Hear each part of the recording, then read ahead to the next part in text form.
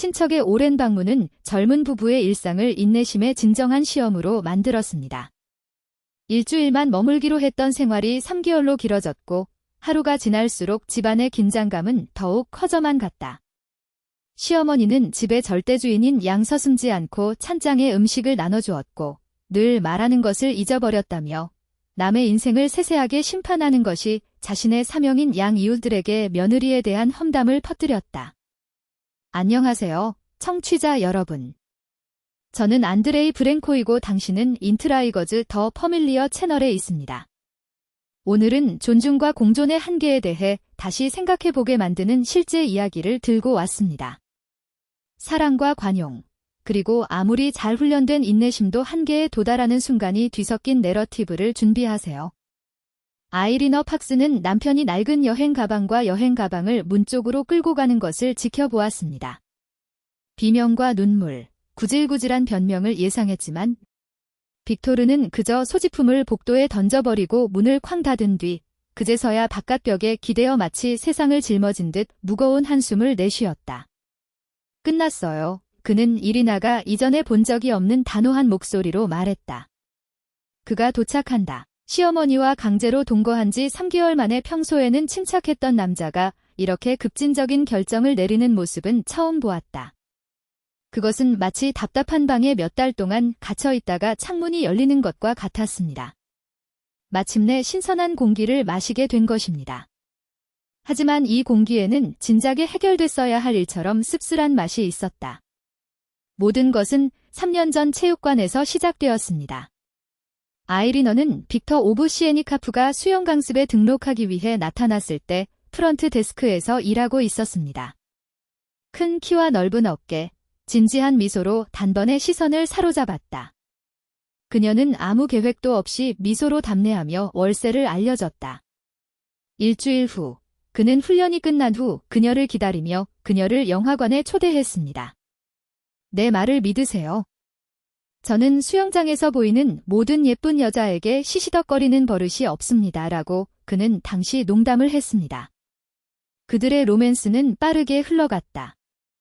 대규모 기술회사의 프로그래머인 빅터는 일정이 빡빡했지만 항상 시간을 냈습니다.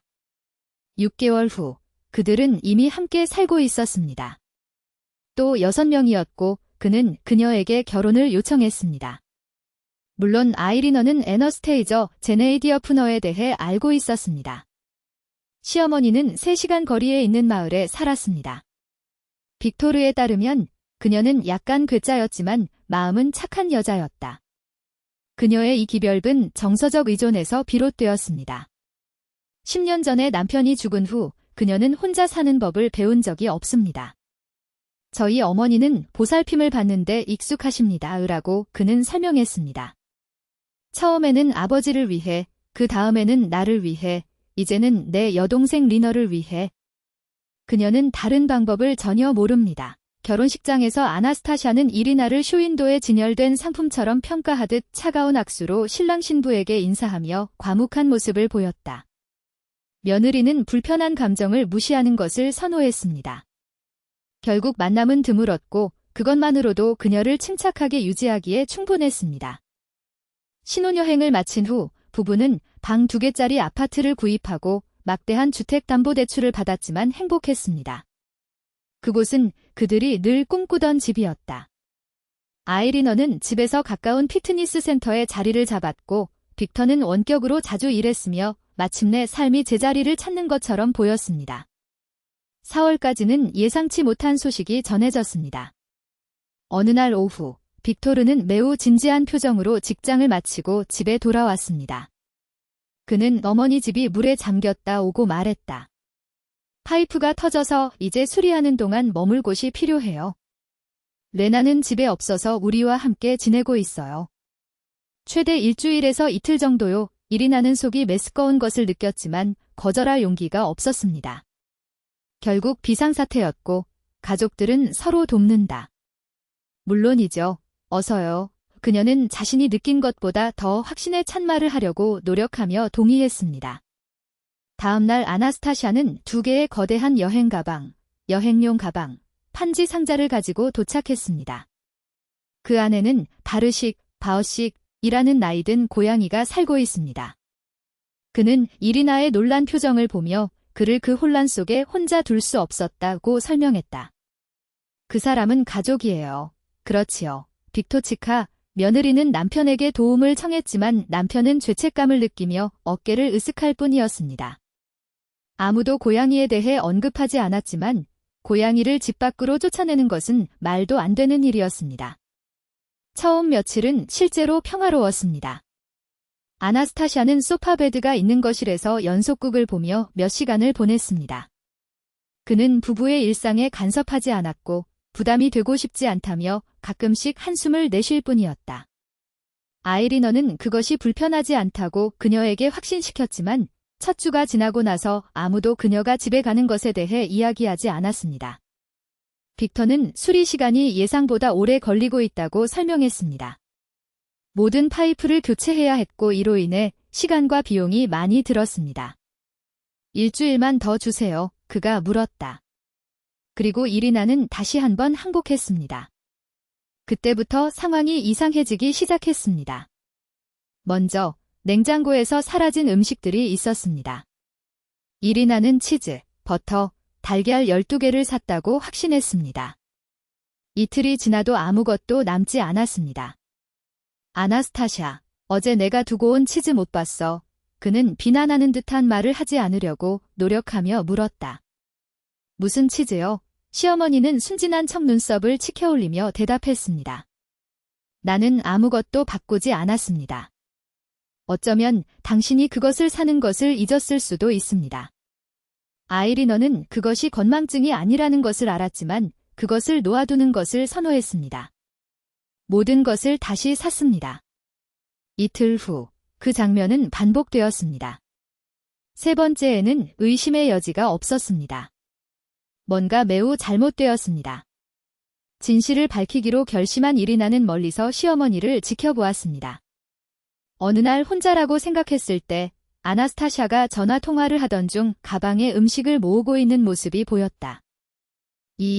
레너카, 지금 가는 중입니다. 물건을 좀 가져갈게요. 여행이 끝난 후에도 아직 시장에 가보지 않으셨다는 걸 알고 있어요. 며느리는 마비되었습니다. 시어머니는 음식을 훔쳤을 뿐만 아니라 도보로 15분 거리에 사는 딸에게도 가져갔습니다. 아이리너가 빅터에게 말했을 때 그는 피곤한 한숨을 쉬었습니다. 저의 어머니는 항상 레나를 돌보아 주셨습니다. 그녀는 어렸을 때부터 그녀를 버릇없게 만들었습니다. 라고 그는 설명했습니다. 내가 그 사람이랑 제대로 얘기해볼게. 그러나 분명히 그 대화는 결코 일어나지 않았거나 아무런 효과도 없었습니다. 음식은 계속 사라졌습니다. 그러나 도둑질보다 더 나쁜 것은 소문이었습니다. 이리나는 우연히 엘리베이터에서 이웃을 만났을 때 그것을 발견했습니다. 잘 지내요. 내 딸. 그 부인은 동정 어린 목소리로 물었습니다. 당신은 무엇을 붙잡고 있습니까? 이리나가 혼란스러워서 물었다. 글쎄, 시어머니는 당신이 아무것도 요리할 줄 모르고 불쌍한 빅토르는 냉동식품으로 생활하며 당신의 집은 엉망이라고 말하더군요. 이리나는 발밑에 땅이 사라지는 것을 느꼈습니다. 그녀는 요리를 잘했습니다. 빅터는 항상 그녀의 요리를 칭찬했습니다.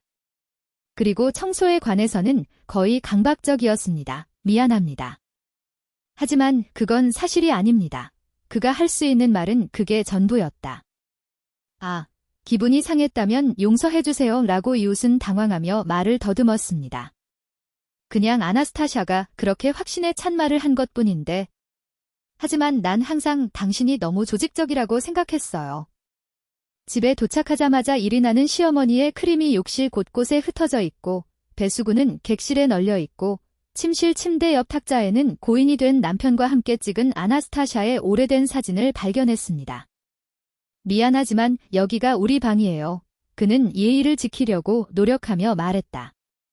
내 생각에는 당신의 개인적인 물건은 당신이 자는 거실에 있는 것이 더 좋을 것 같아요. 저는 단지 환경을 좀 더 아늑하게 만들고 싶었을 뿐입니다. 시어머니는 불쾌해하며 대답했습니다. 빅터카는 이곳에 있는 아버지의 사진에 전혀 관심이 없었습니다. 언제부터? 이리나는 생각했지만 그 말을 삼켰다. 대신 시어머니의 소지품을 모아 거실로 가져갔다. 그날 밤, 빅토르는 잠을 자고 있었는데 그녀는 잠에서 깨어 천장을 바라보고 있었습니다. 3개월간의 어색한 침묵, 사라지는 음식, 거짓말과 험담. 그 서커스를 얼마나 오래 참을 수 있었을까요? 생각보다 빨리 답이 왔다. 그리고 그것이 도착했을 때 그것은 누구도 예상하지 못한 힘을 가지고 있었습니다.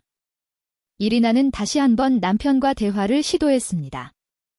빅터, 내 엄마가 나에 대해 끔찍한 소문을 퍼뜨리고 있어. 그는 단호하면서도 분노가 가득 담긴 목소리로 말을 시작했다. 이웃들에게 나는 요리도 모르고 집안일도 못한다고 전해주세요. 빅토르는 믿을 수 없다는 듯 눈살을 찌푸렸습니다. 확실합니까? 이웃이 틀렸을 수도 있습니다.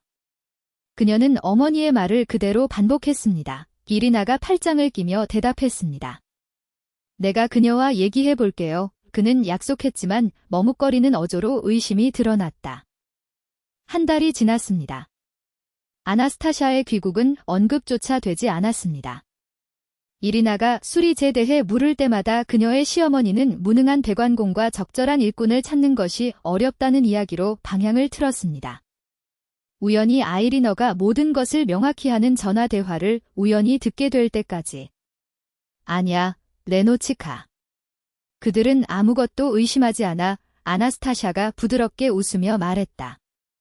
비텐카는 파이프에 관한 이야기를 믿고 있고 그의 아내는 너무 정중해서 이에 대해 질문할 수가 없습니다. 저는 여기에 거의 2달 동안 있었는데 아무것도 없었습니다. 이리나의 가슴에는 분노가 산처럼 타올랐지만 그녀는 자제했습니다. 비명도 없고 장면도 없을 것이다. 정의가 있을 것입니다. 그녀는 수술적 정확성을 가지고 행동했습니다. 먼저 그는 침대 머리맡에 작은 카메라를 설치했고 침대 옆 탁자에는 보석과 부부가 저축한 돈을 보관했습니다. 그것은 침략이 아니라 보호였습니다. 아나스타샤는 집이 비어있다고 생각되면 진공청소기를 찾거나 시트를 갈아주는 등 핑계를 대며 방을 방문하는 습관이 있었다. 동시에 아이리너는 시장에서 구매할 때마다 냉장고의 내용물을 전후로 촬영하여 기록하기 시작했습니다. 나는 더 이상 건망증이 있는 것으로 간주되지 않을 것입니다.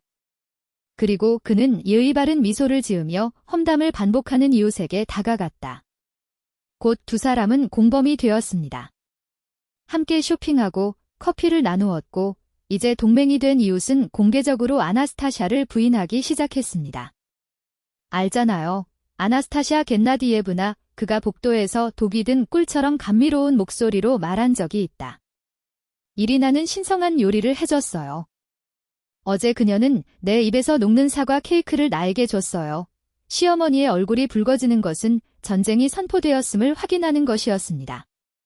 그러나 결정적인 타격은 녹음에서 나왔습니다. 아나스타샤는 단지 자신의 일을 검토한 것이 아닙니다. 그녀는 일기를 읽고 옷을 입어보고 친밀한 추억을 살펴보았습니다. 한 영상에서 시어머니는 빅토르 할머니의 가보인 이리나의 약혼 반지를 들고 그 반지는 레노치카를 위한 것이지 이 신생자를 위한 것이 아니다라고 속삭였다. 또 다른 한편으로는 부부가 꿈에 그리던 여행을 위해 저축한 지폐에 수를 세어보고 일부는 주머니에 빌려 놓았습니다. 너무 많았어요. 저녁에 빅토르가 직장에서 집에 돌아왔을 때 이리나는 아무 말도 하지 않았습니다.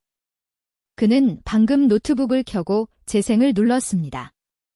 이어진 침묵은 그 어떤 비명보다 더 웅변적이었다. 프레임을 찍을 때마다 빅토르의 얼굴은 어두워졌고 그의 턱은 너무 긴장해서 이리나는 턱이 부러질까 봐 두려웠습니다.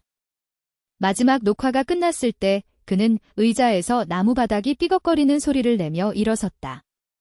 그는 아나스타샤가 그녀 주변에서 무너지고 있는 세상에 무관심한 채 연속극을 보고 있는 거실로 걸어갔습니다. 엄마, 얘기 좀 해야 해요. 이리나가 들은 전부였습니다. 15분 후, 빅토르는 시베리아 얼음처럼 차가운 눈으로 돌아왔습니다. 그는 아내를 쳐다보지도 않고 어머니의 물건을 모으기 시작했습니다. 옷장의 옷을, 싱크대의 화장품을, 캐리어 안에서 혼란스럽게 울부짖는 고양이, 언제나 고양이가 있었습니다. 아나스타샤가 문간에 나타났다. 그녀의 얼굴은 믿을 수 없다는 표정이었다. 비텐카, 넌 이럴 수 없어. 내가 내 엄마야.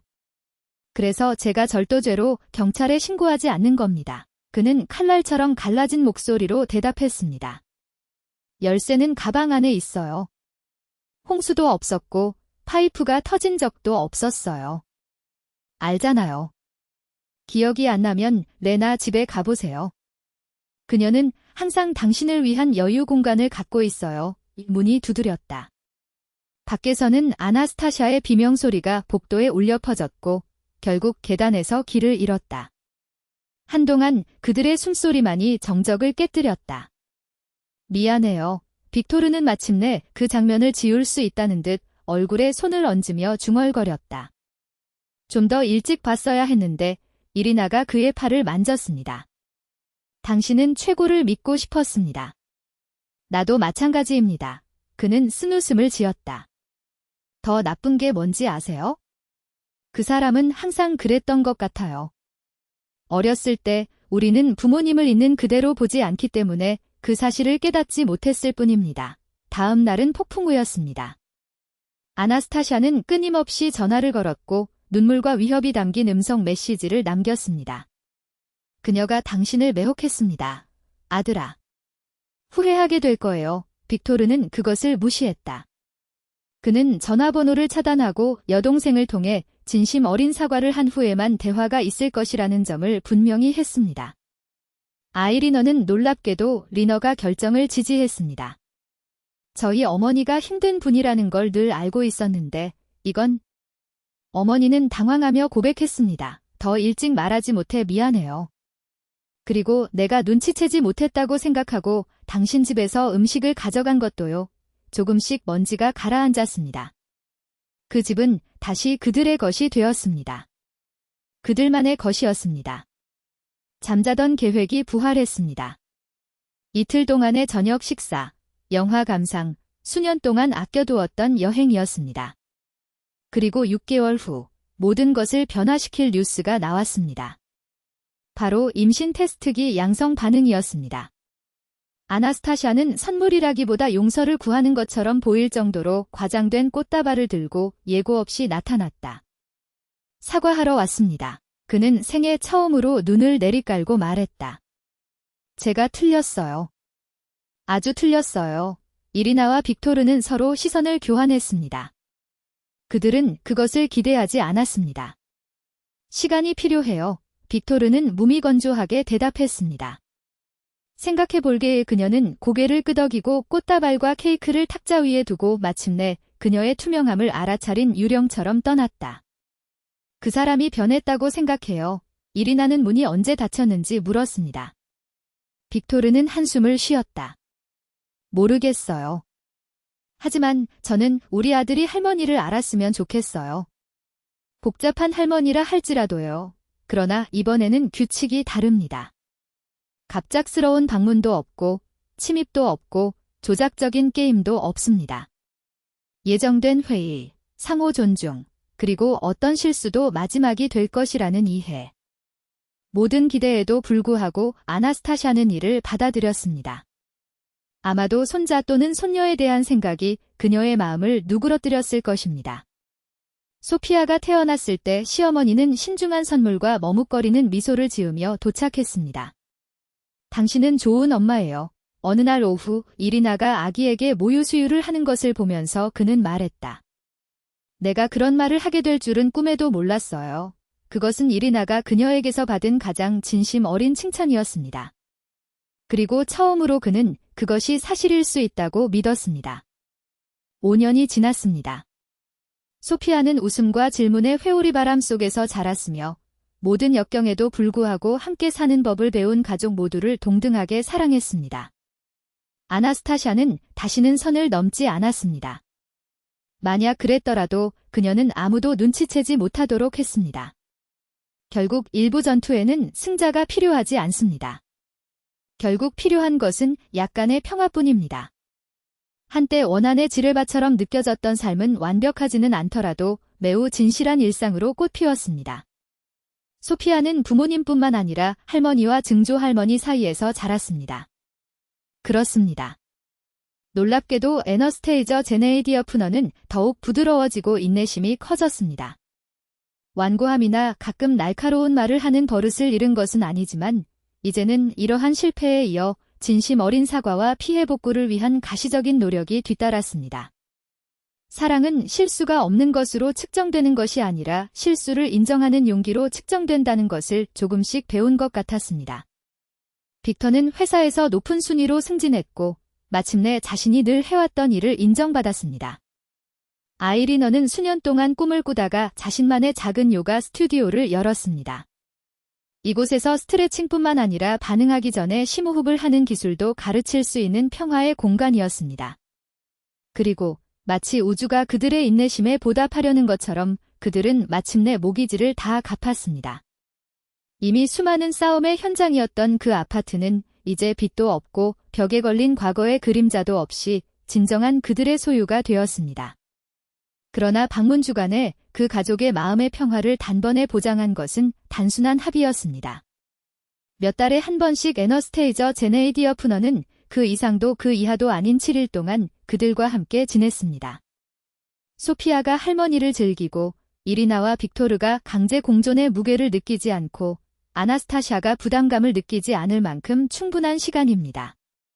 모두가 이겼습니다. 시어머니가 떠난 어느 날 아침, 이리나는 식탁에서 예상치 못한 것을 발견했습니다. 바로 눈에 잘 띄지 않는 흰색 봉투였습니다. 안에는 몇 년 전 아나스타샤가 저축한 금액과 똑같은 돈이 들어 있었다. 그리고 메모 아래에는 손으로 쓴 메모가 있습니다. 돈이 있어도 내가 한 일을 지울 수 없다는 걸 알아요. 하지만 알아두셨으면 좋겠어요. 두 번째 기회를 주신 것에 대해 매일 감사하고 있어요. 사랑해요, 엄마. 이리나는 손가락 사이에 종이를 쥐고 그 말의 무게를 느꼈다. 그는 그것을 빅토르에게 보여주었고 두 사람 모두 미소를 참을 수 없었습니다. 환불 그 이상이었습니다. 폐쇄였습니다. 있잖아요, 빅터가 그녀를 끌어안으며 말했습니다. 때로는 사람들이 자신이 잘못하고 있다는 것을 이해하기 위해 가방을 복도에 던져야 할 때도 있습니다. 이리나는 그의 어깨에 머리를 기대며 웃었다. 중요한 건 우리 딸은 절대 그런 시어머니가 되지 않는다는 거예요. 당신 같은 어머니와 함께요. 빅토르는 이마에 키스했습니다. 불가능한. 봉투에 들어있는 돈은 워터파크로의 가족 여행에 사용되었으며 물론 애너스테이저 제네이디어 푸너도 초대되었습니다. 그날은 그들이 살았던 날 중 가장 행복한 날 중 하나였습니다. 모든 것이 완벽해서가 아니라 마침내 행복은 갈등이 없는 것이 아니라 갈등을 극복하는 능력, 즉 함께라는 것을 배웠기 때문입니다.